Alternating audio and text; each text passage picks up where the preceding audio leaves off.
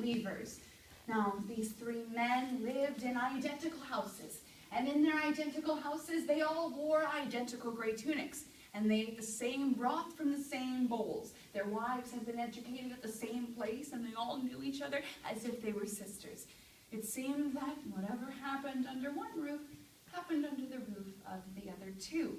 So when one weaver was blessed with his firstborn, the other two were as well. And all three were the happy fathers of happy, healthy little girls.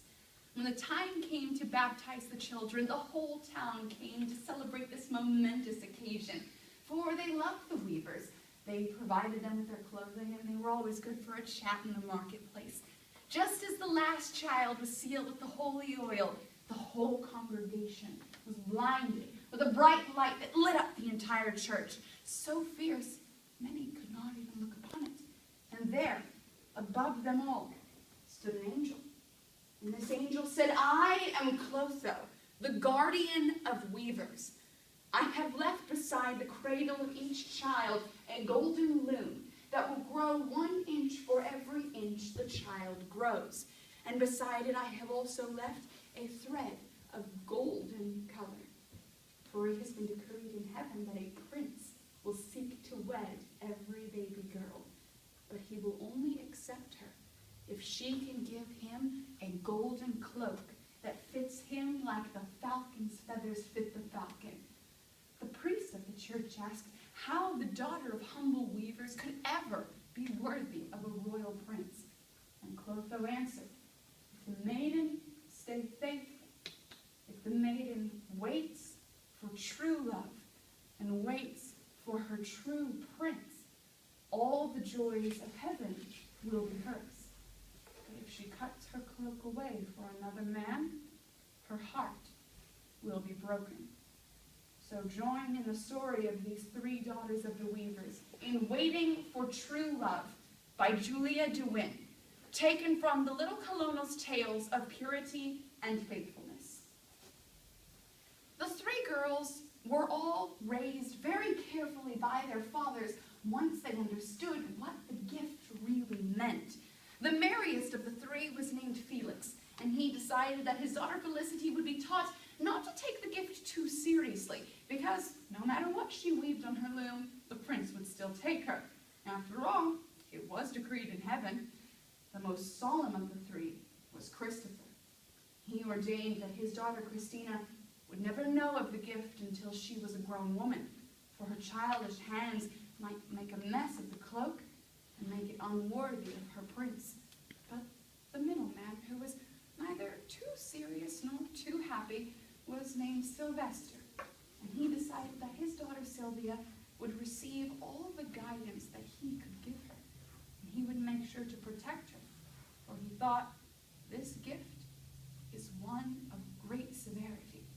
She must be trained very carefully in order to understand it. The three girls all grew to be as beautiful as the village thought they might, for after all, they were the future brides of princes. And they played together in the garden as if they were sisters, just as their mothers had. But one day, Felicity called the other two into the inner room of her home and said, "Look at this gift my father has given me." And the loom had grown for every inch she had, just as Clotho had said. And Felicity had already begun to spin her rosy daydreams onto the fabric of her cloak. But then she showed the two girls the most dangerous part of Clotho's gift. For ordinary looms have a mirror, so that the weavers can see the other side of their tapestry and make sure that the thread lies straight. But this mirror showed the road from their town to Camelot, and it highlighted every man that walked down that road. It was meant to tempt the girls to cut away their cloak before their prince came. And when Felicity looked in her mirror, she said, "Look at that young shepherd lad. Look at the way his blue eyes smile upon the world. He is my prince, and I have already started my cloak for him. I will weave with my blue thread strands of gold, so that it will be worthy of a man that carries himself so regally." The other two girls were troubled, and they had not begun their cloaks for their princes. So when Christina went home, she asked her father where her loom was. And Christopher spoke with anger, saying he was disgusted that a child of his would speak to him of such a gift before she was an adult, and she was not to bring the subject up with him ever again until he decided she was ready. But Christina thought her father selfish, and began weeping in private without her father's guidance, and decided for herself that the page boy that appeared in her mirror was her prince, and she cut her cloak away for him. The last of the girls, Sylvia, went humbly to her father Sylvester and asked for permission to weave her cloak. And then he showed her something the other two girls did not have. It was a silver yardstick that Clotho had also left. But this was no ordinary yardstick. It measured up exactly to the measurement of a prince. And if a man did not meet these measurements, he was not Sylvia's prince. And if her cloak did not measure up, it was not finished and was not to be cut away. Sylvia and her father had many arguments about whether a handsome man that appeared in her mirror was her prince, but every time she had to agree. Her father had her best intentions at heart. Her cloak was not finished, and that man was just an inch too short. The other two girls gave their cloaks away to pretty shepherd boys and pretty page boys, who did not stay for them to give them all the treasures that were stored up for them in heaven. Those boys left with their cloaks and were never seen again. And just as Clotho had decreed, the maidens' hearts were broken. Sylvia alone finished her cloak.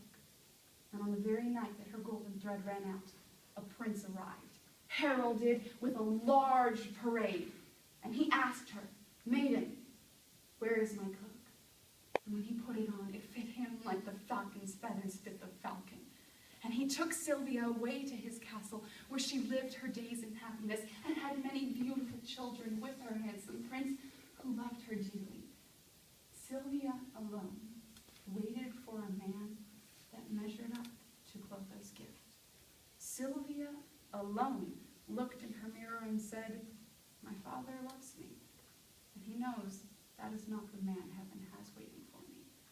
And so Sylvia alone was able to partake in all the riches that heaven had stored up for her, because she waited, because she obeyed the guidance of her father, and because she was patient for true love. Sylvia learned that only tales of faithfulness and purity have genuine